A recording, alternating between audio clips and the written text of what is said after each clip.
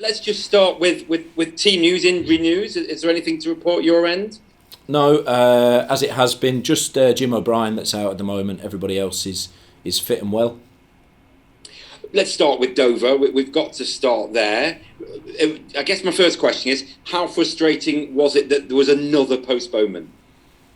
Very, very frustrating to be down there, and a lot goes into every game, and I think it's the fifth now. If you go with Chesterfield, Dover twice, Kings Lynn, Barnet, there's 5 cancellations that we've had since December the 21st. I think the Chesterfield game should have been. So yeah, it's really frustrating because you put a lot of effort into the preparation in the games, but obviously it doesn't come. So we fall a little bit behind now in terms of fixtures played, but again, it's things that are outside of our control. So we just have to try and get back all the things that we can control and work really hard at that. This may be more of a board level question, but how frustrated were you to see the Dover chairman saying in his piece online that he felt there was some influence from Notts? Is that something you get involved in or try to ignore? I ignore it, to be honest. I saw the post, but it's kind of laughable to suggest that we would want the game not played or that there's any pressure from our end. The only thing that we want is clarity of information to give to our fans, especially as they're travelling long distances to support the team. And the better information we can get, the better prepared we can be. That's it. So we just want that communication. There's absolutely no way. I mean, there's not a single game that's been called off that we are not ready to play. We had Chesterfield called off with COVID, Barnet with COVID, the other with waterlogged pitch. Every one of those games we were fit, ready and raring to go. So there's absolutely nothing from that. We were desperate for the game to be on and desperately disappointed it wasn't. We communicate things our way. We put a statement out. If their chairman wants to come out and talk, that's his prerogative. But I don't pay it too much attention, really. I just focus on the next game, which is Eastleigh. When me and you last spoke, I think you joked because I said, how frustrating is it that you're not playing games at the moment? And you mentioned it's going to get to the stage where we're going to be talking about lots of games. And we already see this with the fixtures rearranged. It's going to be a lot of Saturday, Tuesday, isn't it? How can you prepare your squad from going from very little to so much? I think we have to train well. I think we have to train hard, and we have been. The players are putting it in on the training pitch to make themselves prepared. It's never easy when you have periods without a game. We saw that when we came back after kind of a 2-week league break with the Wealdstone game. First half, we were so rusty in that game.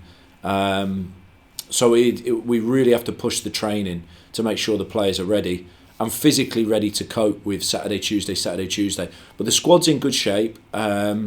We've rotated a lot for games against very good teams in the trophy, and we've kind of demonstrated the strength of the squad. And I think that's going to become more important now when we go into really. We may end up, we've kind of 3 games in 6 days at some point, and we're going to need to rely on the squad to be able to rotate, come in and perform. And I'm confident they can do that because they've shown that in moments in the trophy and in other games. Yeah, I just want to push you on that point because that's really interesting. How much, in mind, obviously you're going to make changes in the FA Trophy because of the nature of the competition, but in the back of your mind, maybe was it thinking, I need to see what these players can do because I'm going to have to use them maybe further down the line in important games? Yeah, I said that the trophy kind of serves 2 purposes. We want to win it, firstly, but secondly, it also provides a platform, especially when you play good teams like we have done, Altrincham, Eastleigh, Halifax, strong teams. The lads that haven't played as many minutes as they'd like, they get the opportunity to show what they can do against teams where I can get a reference point against teams in our division. And I think a lot of them have used that as a platform to say, well, this is what I can do. And I think that's exactly how it should be.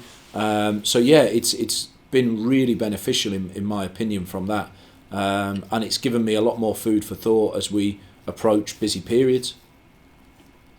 Looking at the weekend, well, before I just touch on that, because it's the first time you're back at Meadow Lane since that great win over Barnet, was that one of your more complete performances of the season in the fact that it feels like you just never really gave them a moment?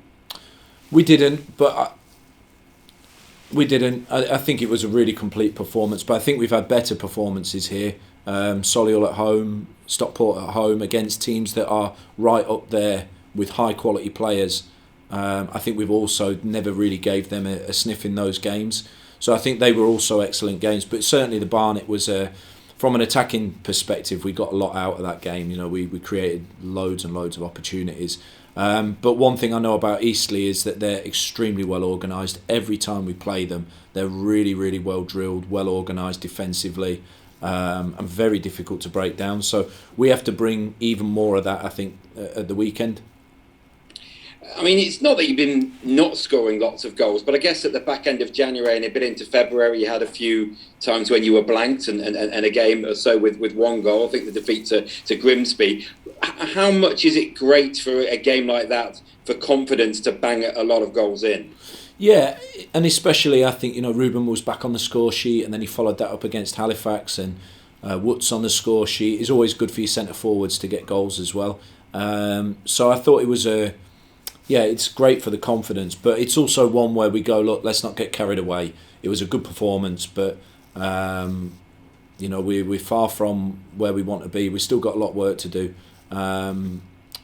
Like I said at the start, we're behind on games now, so we play a little bit of catch up.